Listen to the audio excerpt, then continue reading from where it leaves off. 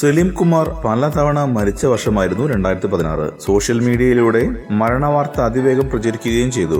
ജീവിച്ചിരിക്കെ സ്വന്തം മരണവാർത്ത കേൾക്കാനാവുന്ന എത്ര പേരുണ്ടാവുമെന്നാണ് സലീം കുമാർ ചോദിക്കുന്നത്. പോയ വർഷം വ്യക്തിജീവിതത്തിൽ സലീം കുമാറിനെ ഏറെ രസിപ്പിച്ച മരണവാർത്ത അറിഞ്ഞ് പലരും വിളിച്ചു അന്വേഷിച്ചു വന്നു. എന്നാൽ മറ്റു ചിലർ നാട്ടിലടക്കം ആ വാർത്തയ്ക്ക് പ്രചാരം നൽകി. അങ്ങനെ തന്റെ മരണവാർത്തയ്ക്ക് പ്രചാരം നൽകിയവരിൽ 5-6 പേരുടെ മരണാനന്തര ചടങ്ങിൽ ഞാൻ പങ്കെടുത്തുവെന്ന് താരം പറയുന്നു. ഇത്രയേ ഉള്ളൂ ജീവിതം എന്ന് ബോധ്യപ്പെട്ടുവെന്നും താരം വ്യക്തമാക്കി. 2016 തിരിഞ്ഞു നോക്കുമ്പോൾ ഏറെ രസിപ്പിച്ച നിരവധി അനുഭവങ്ങളുണ്ട്. എന്നാൽ അതൊക്കെ പങ്കുവയ്ക്കാൻ പേടിയാണ്. കാരണം രസികത്വം കുറയുകയും അസഹിഷ്ണുത വർദ്ധിക്കുകയും ചെയ്യുന്ന തരത്തിലുള്ള വിവിധ സംഭവങ്ങൾ നമ്മൾ കണ്ടതല്ലേ എന്നും സലീം കുമാർ ചോദിക്കുന്നു. എല്ലാവരെയും പോലെ താനും പുതുവർഷ പ്രതിജ്ഞ എടുക്കാറുണ്ട്. എന്നാൽ അതൊന്നും നടപ്പിലാവാറില്ല എന്ന് മാത്രം. ആരംഭ ശൂരത്വം കഴിഞ്ഞാൽ പിന്നെ അക്കാര്യം പോലും ഓർമ്മയിൽ വരാറില്ല എന്നും സലീം കുമാർ പറഞ്ഞു. തീരുമാനങ്ങൾ എടുക്കാൻ പുതുവർഷം നോക്കി നിൽക്കേണ്ടതുണ്ടോ എന്നും താരം ചോദിക്കുന്നു. തീരുമാനങ്ങളെടുത്ത് സ്വയം വഞ്ചിക്കാത്ത പുതുവർഷമാവട്ടെ എന്നും താരം ആശംസിക്കുന്നു. എല്ലാവർക്കും മലയാളം ക്രിയേഷൻസിന്റെ പുതുവത്സര ആശംസകൾ.